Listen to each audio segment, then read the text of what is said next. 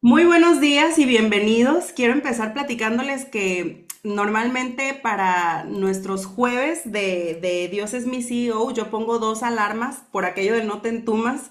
Una a las 4:30 de la mañana y otra a las 4:45 por cualquier cosa. Y esta mañana o esta madrugada me levanté exaltada, como sintiendo que ya se me había pasado el tiempo, y cuando volteé a ver el reloj eran las 2 de la mañana. Y me ocurrió un par de ocasiones más, pero lo curioso es que siento como que estaba dormitando y entre mi sueño, como que yo ya me veía hablando con ustedes. Y es curioso, no me pasa con mucha frecuencia eso.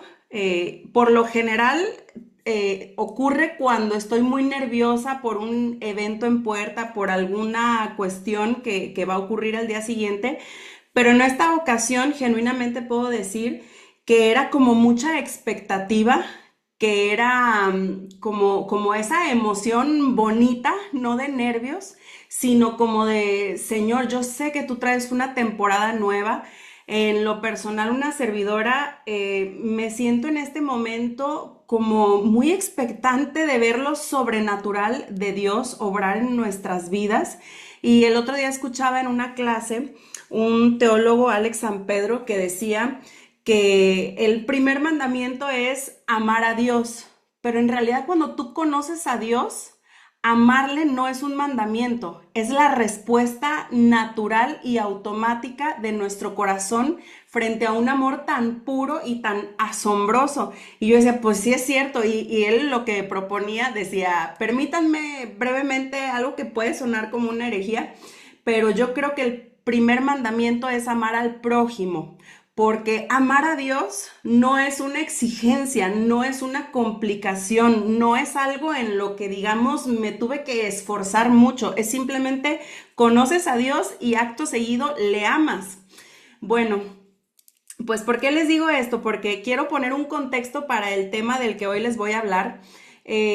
Durante los últimos meses o años hemos estado en medio de en un tema legal respecto a unas inversiones que junto con algunos familiares hicimos en unos departamentos donde por descuido, por error, por novatez, por lo que gusten ustedes, creímos que habíamos escriturado y resulta que no, que lo que teníamos nosotros era un contrato de compraventa.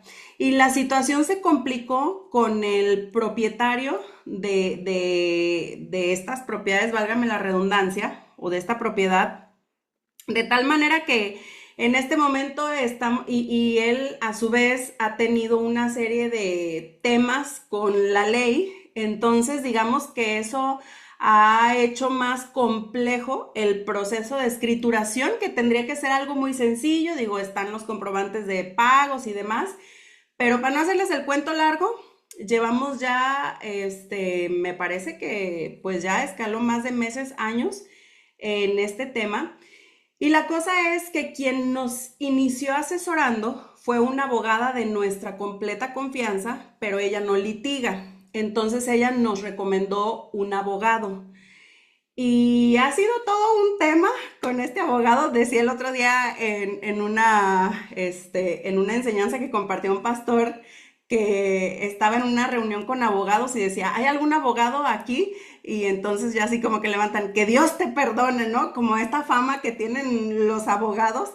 Pero bueno, que Dios los perdone, no se crean. Si hay por aquí abogados, miren, la verdad es que yo estoy convencida de que todo lo que ocurre en nuestra vida tiene un propósito, y que si la palabra de Dios dice que todo obra para bien, verdaderamente todo, o sea, no podemos quedarnos con lo bueno. También lo que no es tan cómodo, lo que no es tan bueno, sigue obrando para bien. Que nosotros quizás no tengamos el entendimiento, eso es otra cosa, pero de que todo obra para bien, para los que amamos al Señor, verdaderamente así es. Y la cosa es que frente a pues este abogado, que en teoría un abogado funge como tu representante, o sea, está ante la ley asesorándote y acompañándote para hacer lo que a ti te beneficia, Pues pareciera que estamos ahorita con un abogado que como que nos trae con freno de manos. Acá en México, para los que no son de México, hubo una reforma en nuestro sistema jurídico, lo que hizo que todos los juicios se detuvieran y entonces, como que están reactivándose, pero no saben hasta cuándo van a retomar el nuestro. Entonces, por darles un ejemplo de una situación así extraña, ¿no? El juzgado en el que se tiene que presentar no está aquí en Guadalajara. Entonces, para revisar si ya se retomó nuestro caso y ya hubo una respuesta, él tiene que hacer un viaje para el cual cada que va pide viáticos. Entonces, la abogada que fue nuestra asesora en un principio dice, oye, es que hay un boletín judicial donde vía internet se puede revisar para que no tenga que ir físicamente al lugar. Entonces, cuando le planteamos esta propuesta al abogado, en vez de sentir como apoyo, porque dijo que él no tenía esa función, o sea, como que es un servicio que contrata cada abogado y él dice, yo no cuento con ella. Entonces, esta abogada propone que a través de un colega suyo, que sí tiene acceso a ese boletín jurídico, nosotros le pagamos una cuota y él nos esté apoyando a revisar. Pues hagan de cuenta que el abogado hubiera sentido como que se hubiera sentido ofendido. Todavía no interpretamos bien de dónde vino su respuesta, pero como que nada que le gustó, en resumidas cuentas. Bueno, nosotros estuvimos este fin de semana en un congreso aquí en la iglesia. Entonces, mientras se desató toda esta confusión y polémica en un chat donde estamos todos los involucrados, pues yo estaba ya metida en el congreso, ahora sí que metida con el señor, ¿no? Yo no me enteraba de lo que estaba ocurriendo acá, con los terrenales. Cuando terminamos, me doy un clavado, vuelvo a hacer conexión con la tierra y oh sorpresa que me encuentro con que casi, porque tenemos dos chats, uno donde está el licenciado y otro donde está la pura familia. Y yo veo en la de la familia que están así como, oigan, ¿qué vamos a hacer? Es que como que él ya se está queriendo deslindar y pues a él ya se le pagó, pero lo que le estamos proponiendo es para agilizar el proceso y bueno, siento como confusión, como preocupación, como que hay caos, ¿no? ¿Y por qué te estoy diciendo todo esto? Porque aparentemente se presenta una situación donde pudiera el abogado tomarse de esta propuesta para deslindarse e injustamente quitarse ya la responsabilidad de un servicio que ya se le pagó. Y yo quiero hacerte la siguiente pregunta a ti. ¿Cuándo fue la última vez que experimentaste una injusticia? Y te di un ejemplo en el ámbito legal, pero a ver, se puede experimentar una injusticia en el negocio, sobre un tema dentro de Inmunotech, de robo de patrocinio, de alguna mala práctica, pero se puede también experimentar una situación de injusticia en casa, en una diferencia con algún familiar donde desde tu criterio obraste bien y hubo una mala retribución o está habiendo una postura equivocada de parte de alguien más, con algún familiar, con algún compañero de trabajo, aún en la iglesia puede haber situaciones en las que se experimenta una injusticia y yo quiero que traigas a tu mente como la situación de injusticia más reciente que has experimentado, porque la pregunta no es si alguien ha experimentado una situación de injusticia,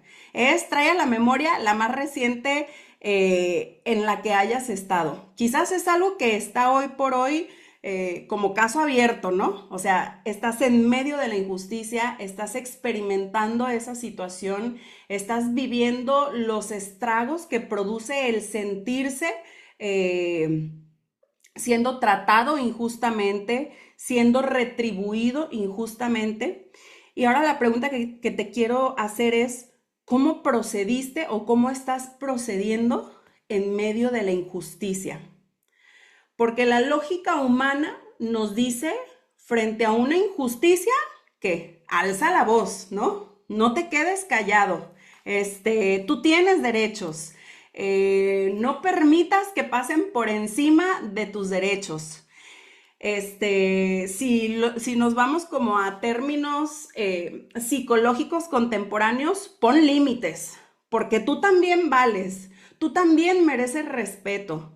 Aléjate de esas situaciones o de esas personas que atropellan tu dignidad. Y bueno, cuánta cosa, romantizada que tiene que ver con la forma de abordar las injusticias.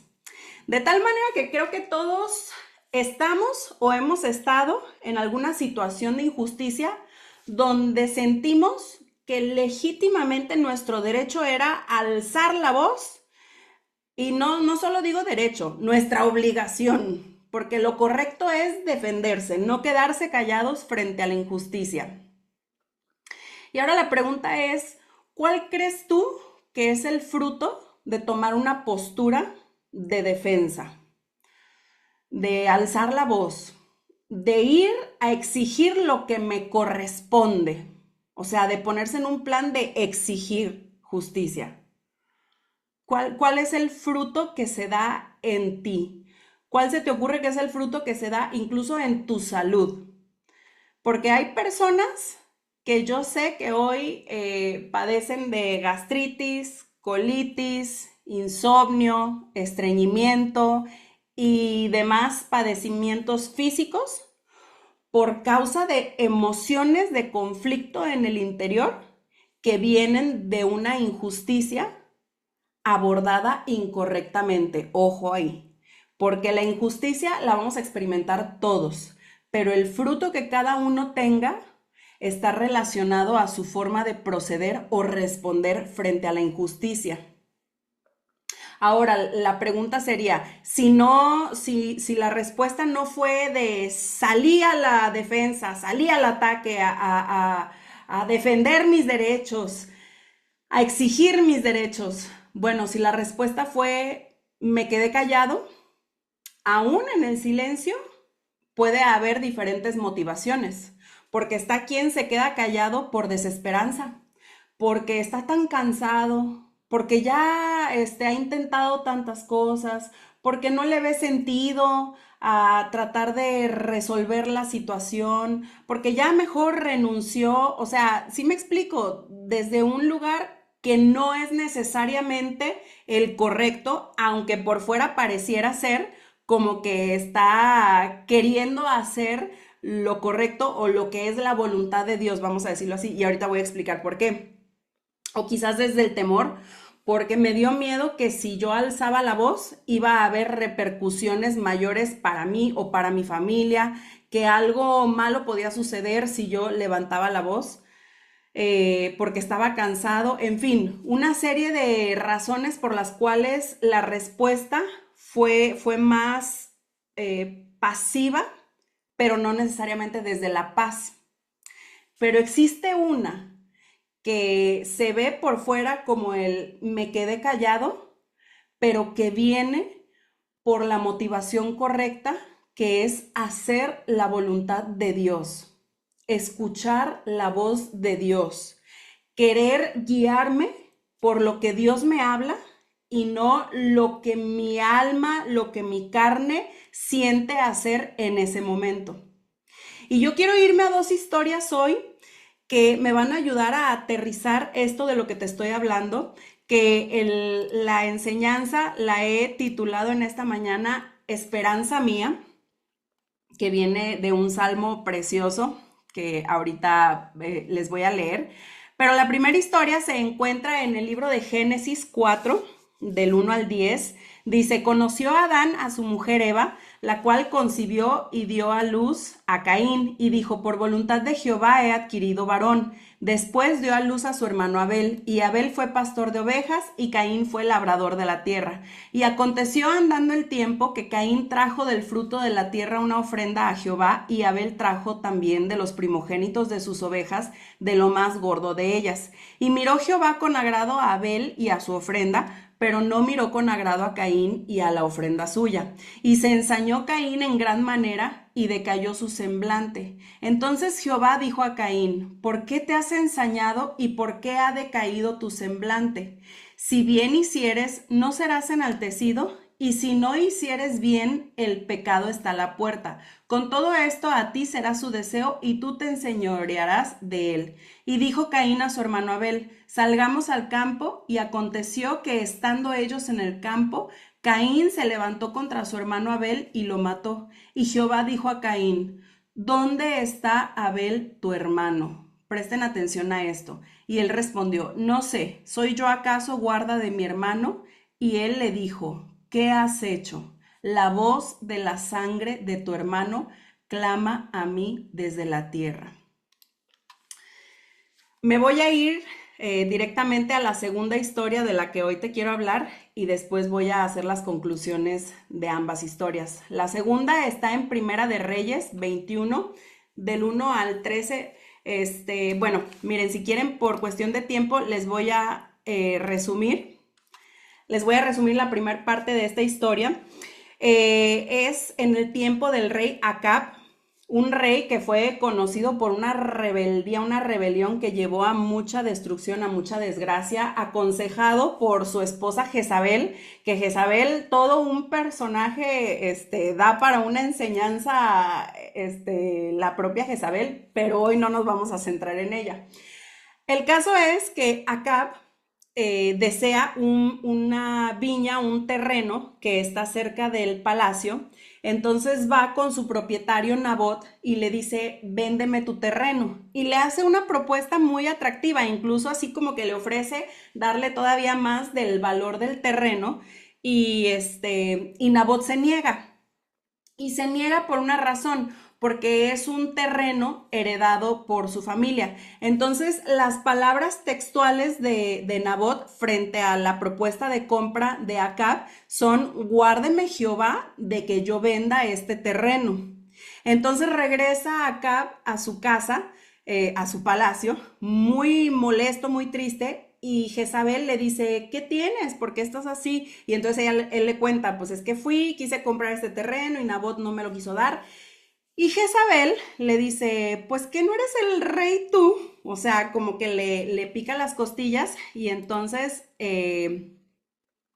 Jezabel manda a conspirar en contra de Nabot. Levanta testigos falsos que atestiguen en contra, perversos dice la palabra, que atestiguen en contra de Nabot, para que de acuerdo a la ley hebrea hubiera justificación para apedrear a Nabot. Y efectivamente lleva a cabo su maquinación, su plan.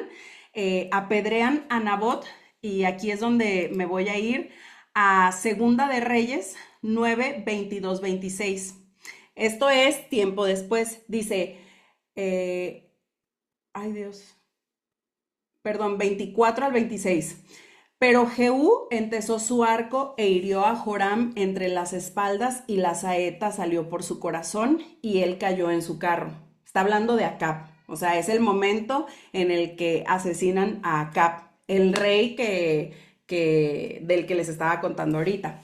Dice el versículo 25: dijo luego Jehú a Bidkar, su capitán: tómalo y échalo a un extremo de la heredad de Nabot de Jezreel. Acuérdate que cuando tú y yo íbamos juntos con la gente de Acab su padre, Jehová pronunció, perdón, no es Acab, es al hijo de Acab, al que acaba de asesinar.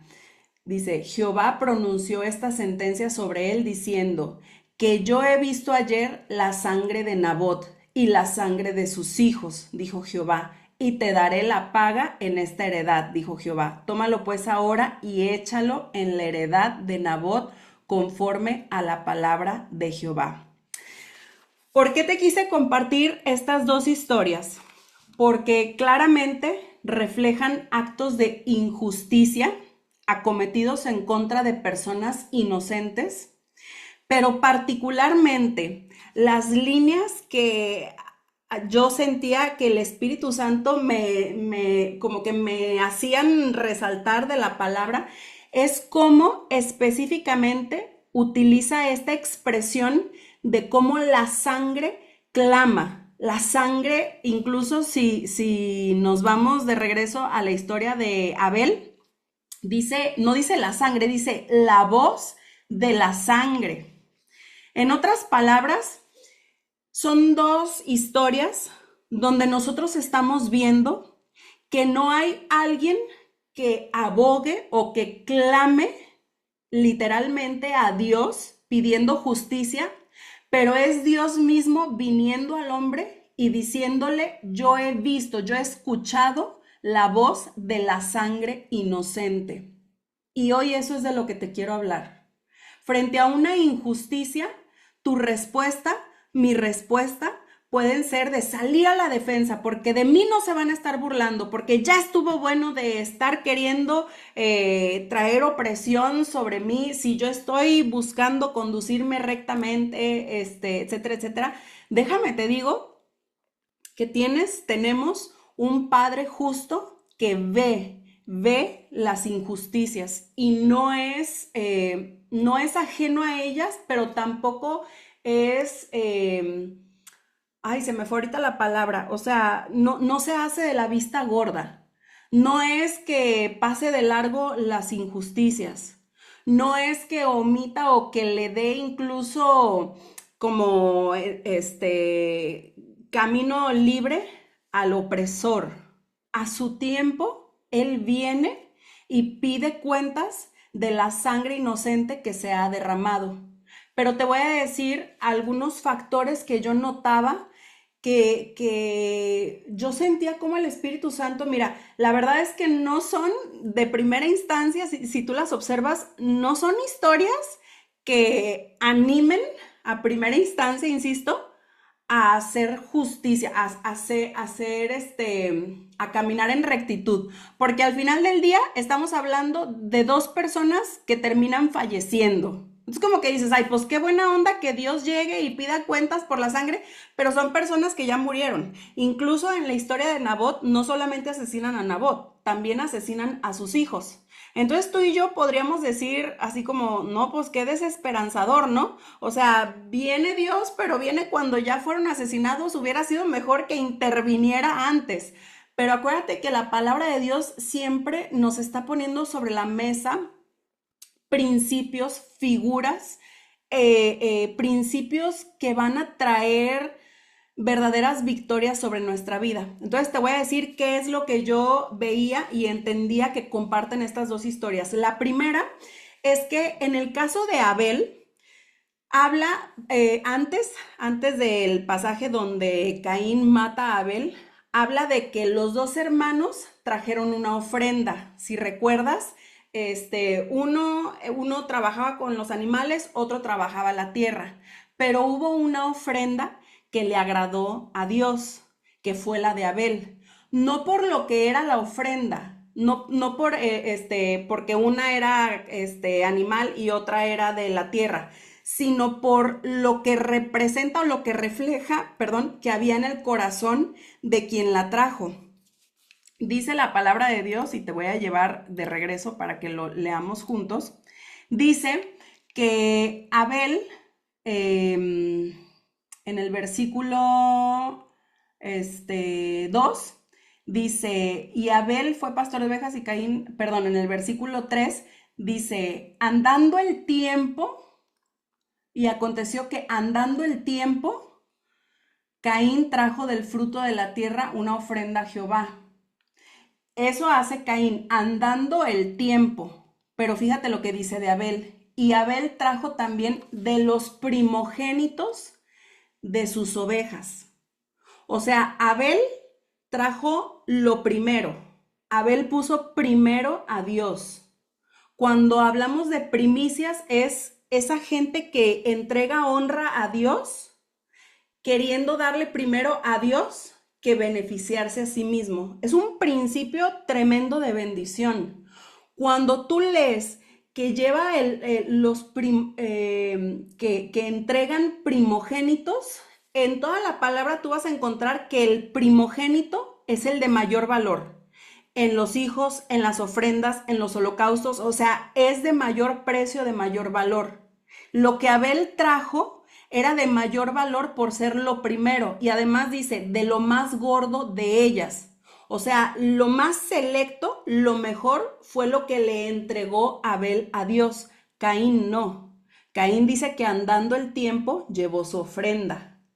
Entonces estamos hablando de alguien que tenía el corazón en el lugar correcto. Era un hombre de honra, era un hombre que quería agradar a Dios, era un hombre que se despojaba de lo mejor para dárselo en acto de adoración a Dios. Si tú vas a la historia de Nabot, dice, la palabra en el versículo 3 de Primera de Reyes 21, dice que Nabot respondió, guárdeme Jehová de que yo te dé a ti la heredad de mis padres. Cuando dice guárdeme Jehová, lo que Nabot está queriendo decirle a él es, por cuanto respeto yo a Jehová, yo no te puedo dar esto. Y ojo aquí, lo que el rey Acab le estaba ofreciendo a Nabot era generoso. O sea, en cuanto a negociación, no es que Nabot no le quisiera vender la tierra, la propiedad, porque, ay, pues la verdad no me conviene, les salgo yo perdiendo. No, Acab le ofreció, o sea, se le puso de pechito en bandeja de plata, como que vas a salir ganando, Nabot. Y Nabot no quiso venderla, no porque no le fuera a ganar, sino por el respeto, el valor que para él tenía esa propiedad, porque en la ley hebrea lo que era heredado no podía ser vendido. Entonces era como su fidelidad y su obediencia a Dios. Entonces aquí tú estás viendo dos personas que sufrieron una injusticia siendo personas obedientes, personas íntegras y personas fieles a Dios. Además de eso, tú imagínate, negarle al rey, que de por sí trae un historial muy turbio, ese rey Acab y su esposa Jezabel. Negarle una propiedad, Nabot sabía desde el momento en el que le dijo que no a Acab, que su vida peligraba, que si el rey se emberrinchaba, podía destituirlo, podía acabar con su vida como finalmente lo hace, y con todo y eso tuvo más temor de Dios que temor de la maldad del rey. Estamos hablando de alguien que se movía en la fidelidad a Dios, en la integridad, en la lealtad a Dios. Entonces, cierto, las injusticias van a ocurrirle muchas veces a personas rectas, a personas íntegras. A lo mejor en su momento, frente a una injusticia, tu argumento y mi argumento ha sido, pero nosotros no hemos obrado mal, pero nosotros no merecíamos eso, pero nosotros quisimos hacer el bien, quisimos andar en integridad. Y es un área que el enemigo puede utilizar para querer torcer el siguiente paso que nosotros vamos a dar.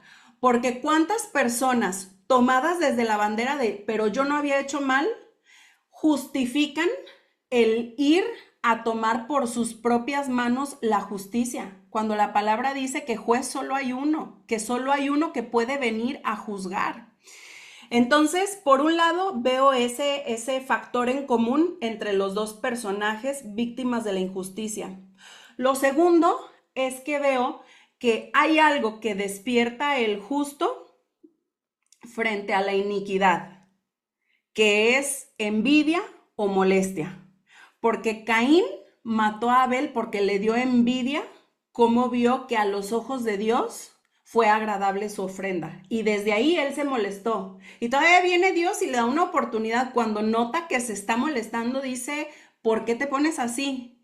Y como que le hace la advertencia, ¿no? Pero al final del día estamos viendo qué es lo que despierta la rectitud y la integridad de Abel en el corazón de Caín. Señores, no crean que caminar en el camino de Cristo nos va a hacer ser amados y agradables a los ojos de todos.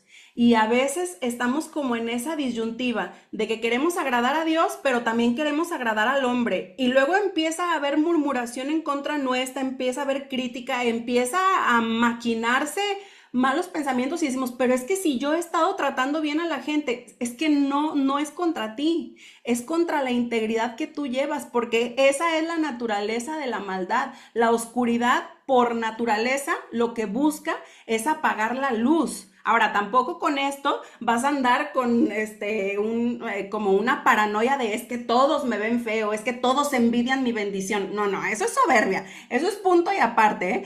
Es simplemente como decimos, no es personal la cosa. O sea, Abel no puede decir, es que Caín me odia. No, no. Caín estaba empecinado contra el favor que Abel tenía con Dios por su forma de caminar y de amar a Dios, de honrar a Dios. Igualmente, Nabot tenía una posesión muy valiosa y Acab tenía sus ojos puestos sobre la posesión. ¿Qué podía hacer Nabot? Nada. Era lo natural que podía ocurrir, que ambicionara un rey como Acab, un rey perverso como Acab, lo que Nabot tenía y que era generacional, porque además esa propiedad venía de sus generaciones, de sus antepasados. Entonces va a despertar cosas que no está en tus manos y en mis manos, pero eso valioso que nosotros tenemos,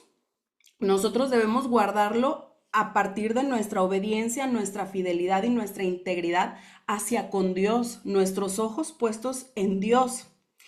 Y por último, y esta es la parte que yo decía, ay Señor, como que hasta a mí como que me puso triste y te voy a confesar, todavía cuando leo la historia de Nabot, me voy yo como a querer ver si en algún momento en el futuro algo ocurre con las generaciones de Nabot. Sí sabes, como para justificar por qué ocurrió ese mal contra él, que era inocente, que no le hizo mal. Y pues no, en efecto, asesinó a Nabot, asesinó a sus hijos, entonces no tuvo descendencia. Hay otras historias de la palabra como Jonatán, que Jonatán es asesinado, pero tú ves cómo en sus generaciones más adelante, cuando David manda llamar a Mefiboset su hijo, o sea, de alguna manera te trae como esta felicidad de que hubo un final feliz. O sea, al final se le restituyó, al final algo bueno pasó con él. Y entonces yo decía, Señor, pues no está nada esperanzadora esta onda, porque a Nabot le detuvieron la vida, pero además le detuvieron la descendencia. ¿Y sabes qué era lo que me hablaba el Espíritu Santo en cuanto a las figuras que nosotros encontramos en las historias de la palabra de Dios?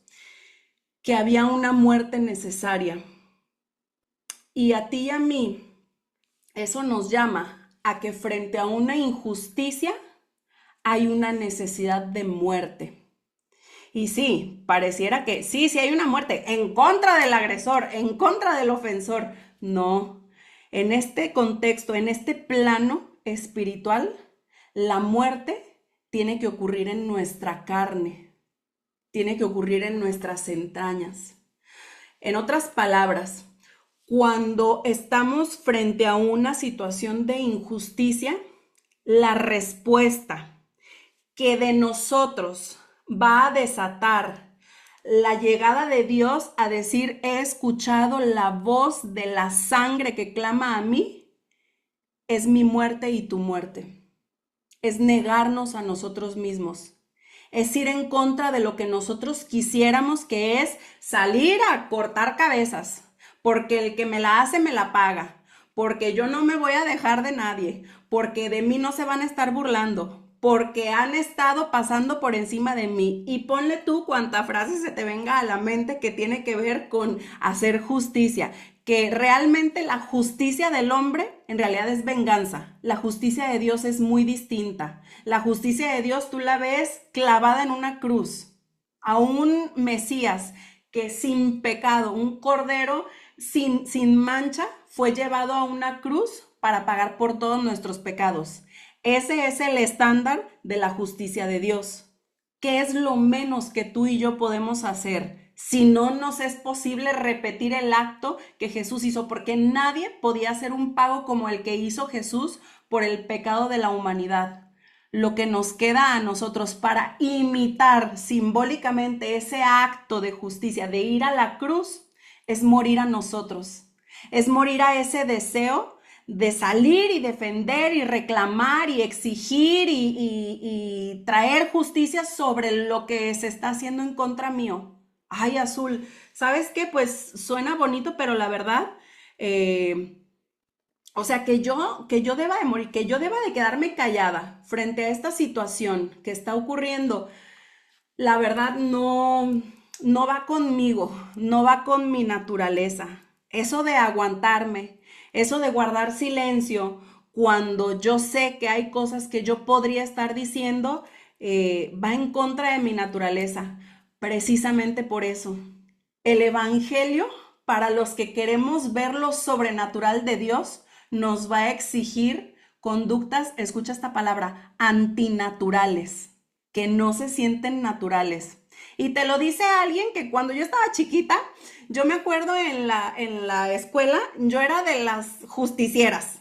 O sea, que si algo estaba pasando, que el típico, ¿no? Que hay mucho ruido y entonces un maestro pues voltea y al primero que ve, ese dice, fulanito, silencio, y él ni estaba hablando, ¿no?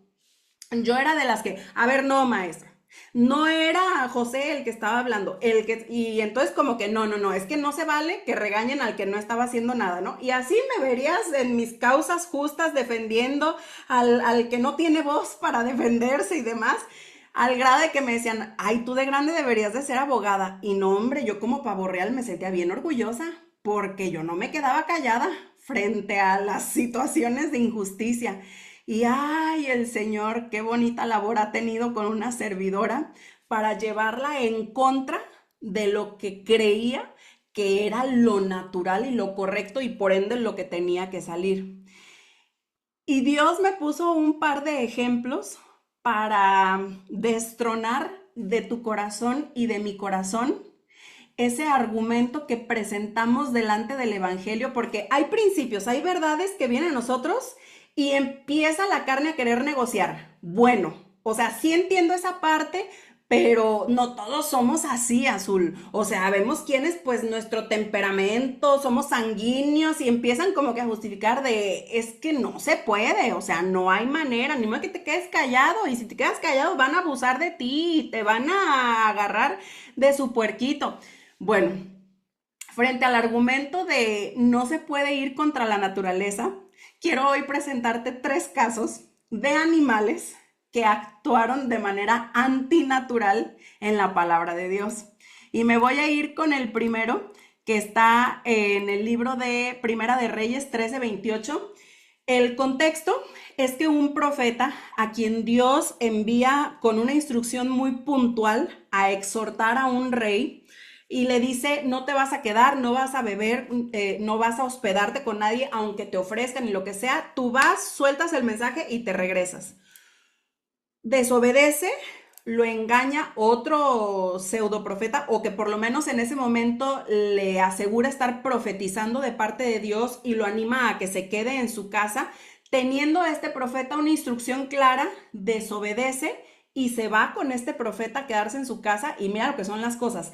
Estando en la comida, a este profeta, al que Dios no le había profetizado que lo invitara a comer, Dios le empieza a profetizar en contra de su invitado. O sea, al que él mismo había invitado y le dice, por cuanto desobedeciste la instrucción del Señor, así dice Jehová, y entonces le empieza a decir que va a morir. Y en efecto, sale él expuesto en su desobediencia, sale corriendo y en el camino lo encuentra un león, tal como le había dicho este profeta que iba a ocurrir. Pero mira lo que dice en Primera de Reyes 13:28. Esto es cuando el profeta le avisan que murió su huésped, su invitado, va al encuentro de él y la escena que se encuentra es la siguiente.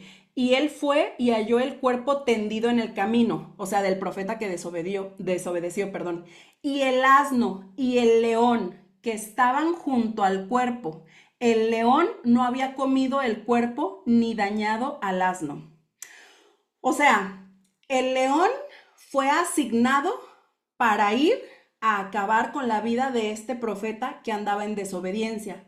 Pero un león en su hábitat natural, en su condición natural, o en otras palabras, en su naturaleza, no va a atacar a un hombre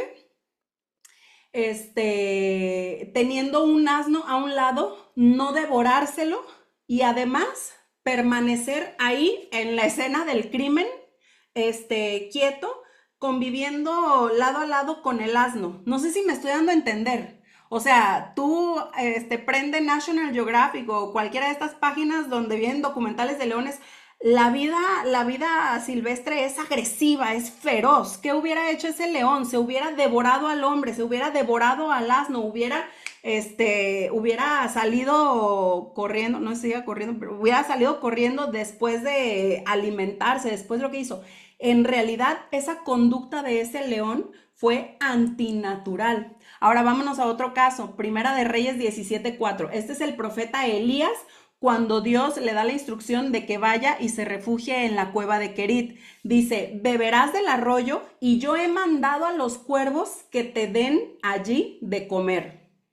O sea, Dios manda a Elías a la cueva de Querit y le dice, yo ahí te voy a sustentar, te voy a sostener.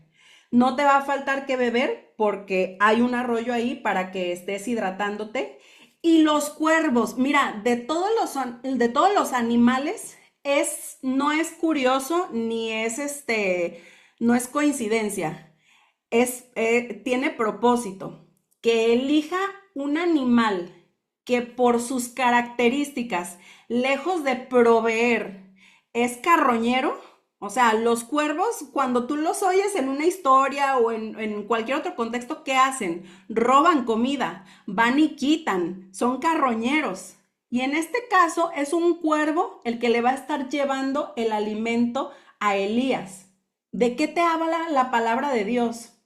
Que cuando están en obediencia a Dios, o sea, cuando se someten al señorío de Dios, aún los animales que no tienen raciocinio, que no tienen voluntad, hacen lo que no les es natural por obedecer la voluntad de Dios.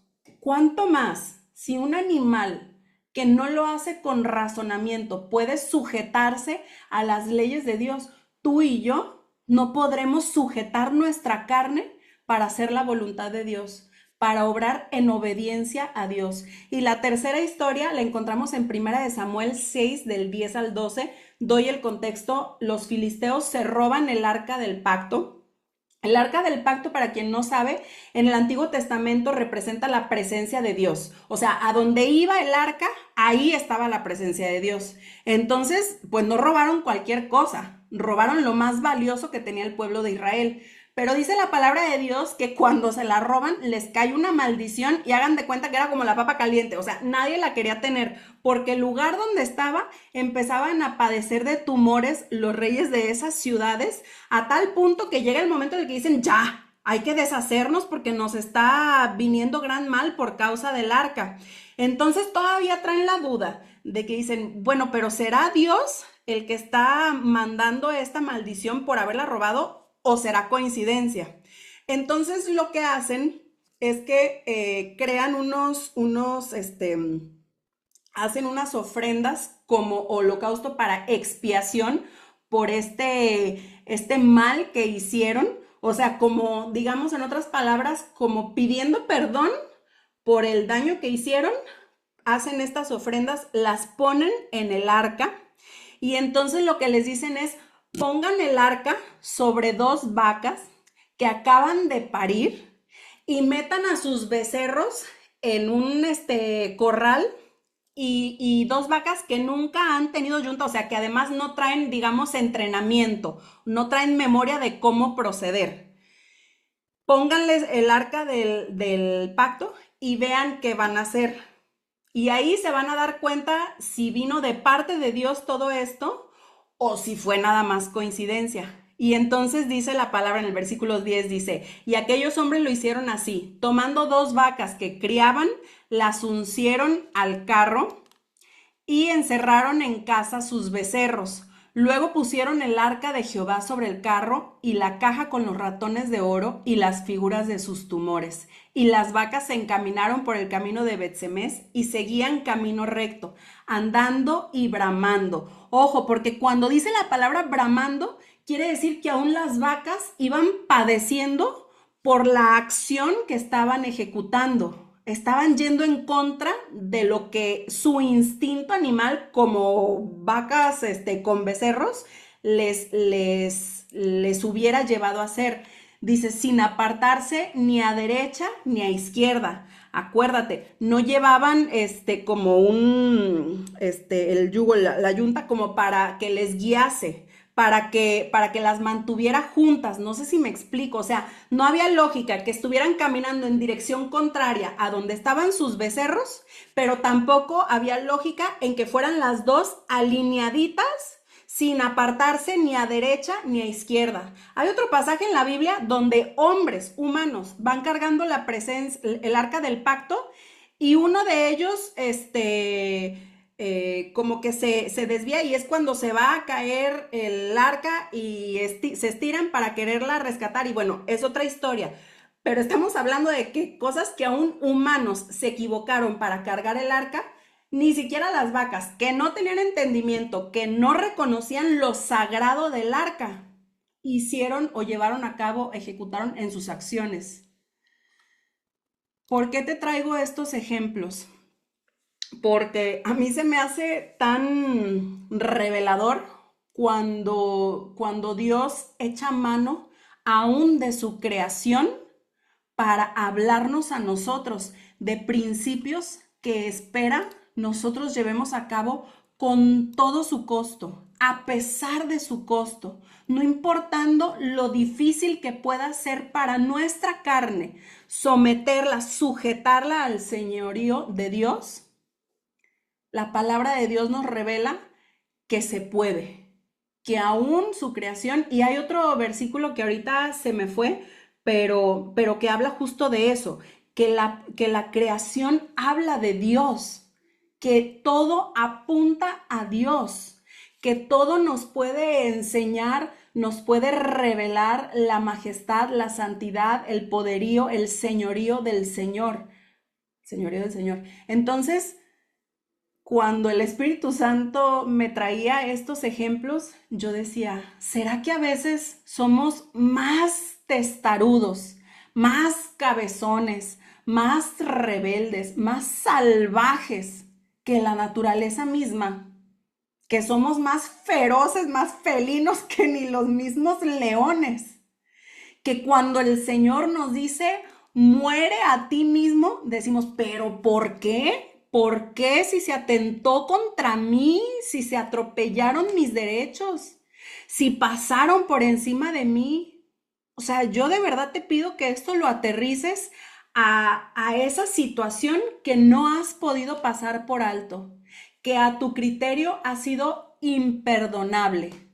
Aquella situación donde en la narrativa de tu vida eres la víctima. ¿Y sabes qué da pie o a qué da pie, a qué da acceso el llamarse uno víctima? Que en el mundo hay victimarios. Y cómo frente a un acto de salvación como el que llevó a cabo Jesucristo en la cruz, tú y yo podemos tener reservas o podemos andar con el temor de que alguien nos pueda lastimar o nos pueda perjudicar cuando nos dieron el spoiler más grande, que es que la batalla ya se ganó, que andamos en victoria, que Jesucristo ya nos dio una victoria. No para que andemos como, ay, a ver si no me quieren lastimar, a ver si no se quieren aprovechar de mí, a ver si no me quieren ver la cara. Mira, de verdad, y si recuerdan hace unas semanas que les decía de la enseñanza de sean como niños, creo que se aplica perfectamente a esto. O sea, también en la instrucción de sean como niños viene el no andes viendo quién te la hace, de dónde viene el trancazo, porque entonces no estás teniendo tu confianza puesta en Dios. ¿Y sabes qué es lo más dramático de eso? O sea, no es esta una invitación para que seas la persona más perdonadora del mundo.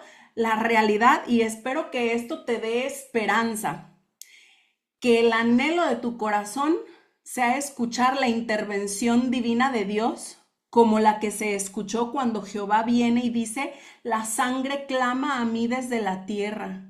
¿Sabes? Tú puedes en oración ir a la presencia de Dios y decirle, Padre, se está haciendo esto en mi contra, ayúdame, estoy padeciendo, estoy sufriendo, la estoy pasando mal, está en juego mi patrimonio, cualquier cosa que pueda, terrenal, material, que pueda estar en juego, puedes hacerlo. Pero cuánto más poderoso es que tú operes o que tú andes en una genuina adoración, porque adoración no nada más es poner una canción y levantar tus brazos y cantarle al Señor. Adoración es hacer la voluntad del Padre cuando más trabajo te cuesta a ti. Y te digo una cosa, es un secretito. A Jesús le interesa más ver hacer ese tipo de adoración que te pongas una hora a cantar canciones cristianas. Para Jesús dice la palabra que Dios está buscando adoradores en espíritu y en verdad. O sea, no son adoradores que estén afinados, que canten, que se sepan canciones bonitas, que se derramen en lágrimas, que pasa. Cuando tienes contacto con el Espíritu Santo, también eso sucede y son momentos maravillosos, pero la adoración que saca de ti aceite es cuando tú quisieras hacer algo, pero sabes y reconoces en el fondo que no es la voluntad de Dios, es la voluntad de tu carne. Y en ese momento, frente a esa bifurcación, tú optas por la voluntad del Padre, aunque vaya completamente en contra de tu propia naturaleza, como cada uno de estos ejemplos. Ahí es cuando Dios dice, ahí hay un adorador. Y por este adorador yo mando el socorro, el rescate oportuno. Por este adorador yo desciendo a la tierra y digo, clama a mí la sangre inocente. Puedes no haber elevado ni siquiera una oración pidiéndole a Dios justicia y restitución sobre lo que esté ocurriendo, pero yo te garantizo que si tú empiezas a optar por la voluntad de Dios, en vez de optar por la voluntad de tu carne, sí o sí, la respuesta de Dios la vas a desatar. Y viene a mi mente en este momento cuando está Jesucristo caminando, cuando está Jesús caminando y la mujer con el sangrado se mete entre la multitud y dice, es que si yo toco el borde de su manto, yo sé que seré sanada. Me encanta la respuesta de Jesús. Detiene a todos los discípulos, a toda la masa, la muchedumbre y dice, alto, ¿quién tocó mi capa? Y voltean así como, Jesús, pues voltea a ver a tu alrededor, todo mundo, estamos todos, aquí hechos bola, ¿no? Y dice, no, no, no, es que poder salió de mí. O sea, ahí él nos está dando un principio, una clave. Yo puedo orar y pedirle a Dios que tenga misericordia y que se entrone en la situación y escuchar silencio de su parte, no porque sea ajeno, sigo sin traer la palabra. Y terminando el Zoom, yo creo me voy a acordar de cuál era la palabra. Pero, o sea, no es que no sea empático, no es que no se conmueva frente a tu dolor, pero a veces, déjame te digo, hay durezas en nuestro corazón que si Dios viene y trae una justicia, no nos va a obligar a ti y a mí a ser libres del verdadero escarnecedor, que es el que viene a traer cautividad sobre nuestra alma. A veces creemos que el enemigo es de carne y hueso, que es ese que se quiso aprovechar de mí, que es ese que me robó un patrocinio, que es ese que habló mal de mí, que es ese en la casa que me está queriendo humillar, que es ese... No, nuestra lucha no es contra personas, es contra principados, potestades y huestes de maldad. O sea, realmente los escarnecedores que pueden tener un acceso a tu alma y llevarla a la cautividad no son personas, no son personas, son operaciones de las tinieblas.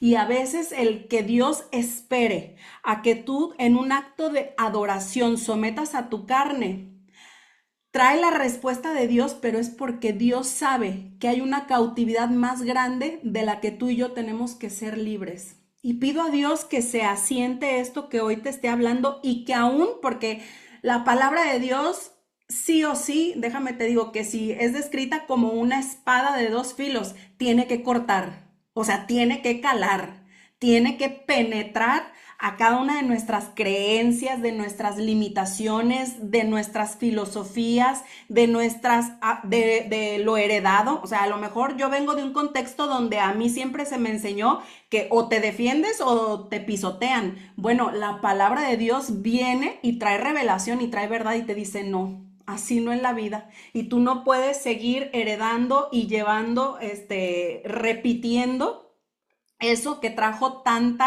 tanta pérdida, tanto quebranto, tanta tristeza con tus antepasados. Contigo yo quiero hacer algo nuevo.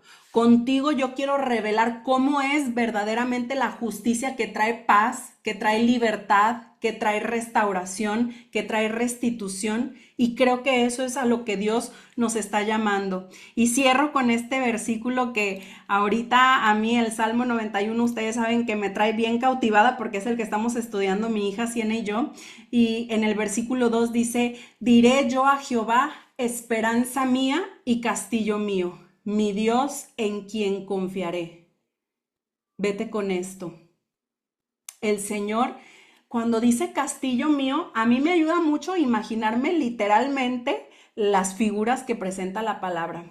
Y dime tú si un castillo no se vive como una fortaleza de protección en medio de los enemigos, como estar verdaderamente guardados. Ahora, dice la palabra, diré yo a Jehová.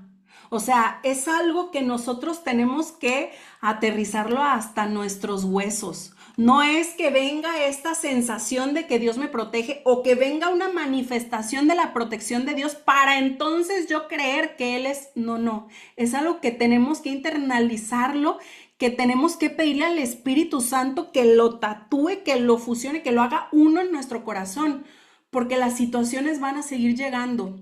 Y si tú y yo nos movemos por lo que estamos viendo, vamos a vivir, como dice en el libro de Santiago, como es en ese doble ánimo, siendo como las ondas del mar que van y vienen, como que confían, pero luego dudan y nos trae así la marea para un lado y para otro. Tú tienes que plantarte sobre las anclas que Dios te ha dado, sobre las convicciones que Dios trae sobre tu vida, para que puedas ver reveladas sobre tu vida las victorias que llevan tu fe a un nuevo nivel, pero sobre todo tu amor por Dios, tu asombro por Dios. Fuimos creados para ver lo sobrenatural de Dios, pero no estamos dispuestos a revelar una conducta sobrenatural que vaya por encima de lo terrenal. La paz que Jesús vino a traer excede las leyes físicas, excede las leyes terrenales, pero también nos pide a nosotros conducirnos a otro nivel. No es por capacidad nuestra, eso te lo puedo asegurar, es capacidad del Dios que nos ha llamado, pero bendito Él, porque nunca nos llama a algo en lo que no nos vaya a acompañar, en lo que no nos vaya a fortalecer. Dice su palabra que Él pone el querer como el hacer, o sea, nos acompaña en toda la misión, pero el fruto, el carácter que se desarrolla en ti y en mí, una vez que accedemos a morir, que decía, les voy a mandar un video que me salió que me encantó, porque dice, tú dejas de alimentar tu carne y empieza a padecer y sufre estragos y trae hambre, pero en ese estado de inanición empieza a perder fuerza. Y entonces una situación que anteriormente la vivías como extraordinariamente dolorosa, notas que a la siguiente ya no te duele tanto y ya no te molesta tanto hasta que llega el momento en el que ya no tienes sensibilidad frente a esa situación, vamos a ponerle de injusticia. ¿Qué significa eso? Es la manifestación de que tu carne ha muerto sobre esa área. Y eso significa que tú has vencido, porque has sido resucitado juntamente con Cristo Jesús. Así que pido a Dios que te dé dominio sobre esta área si ha sido algo a través de lo cual el enemigo ha venido a traer cautividad y tribulación sobre tu vida, pero sobre todo que quizás mucho de lo que Dios ha destinado para ti en este tiempo no lo has visto por causa de la falta de disposición a morir.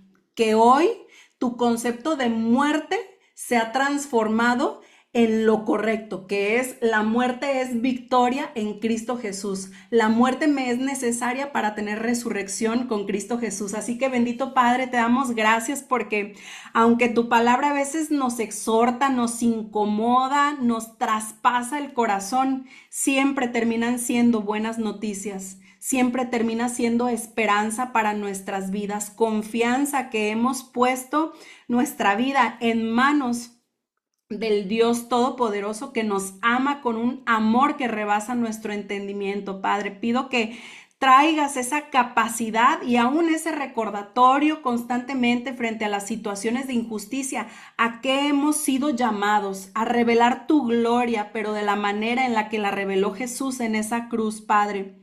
Que podamos ver tu favor y tu gracia aún para morir, Señor, porque también para eso se necesita gracia, Padre, para renunciar a lo que nuestra carne nos exige y nos demanda, Padre, para poder crecer en el Espíritu anticipadamente, no nada más buscando crecer en lo material, crecer en lo económico, crecer en el negocio, Padre. Que el crecimiento externo sea añadidura de lo que se viene evidenciando de tiempo atrás, que es el crecimiento en el Espíritu. Te damos gracias porque a través de tu Hijo Jesús nos modelaste de manera perfecta el camino que habríamos de recorrer, pero también nos mostraste a dónde nos dirigimos, Padre. Gracias, Jesús, por tu sacrificio en la cruz y por el poder que de ti se ha desatado para nuestras vidas. Yo bendigo a cada una de las personas que hoy están conectadas y que sean llenos de testimonios a través de estas verdades que hoy tú has hablado a nuestro espíritu. En el nombre poderoso de Cristo Jesús. Amén.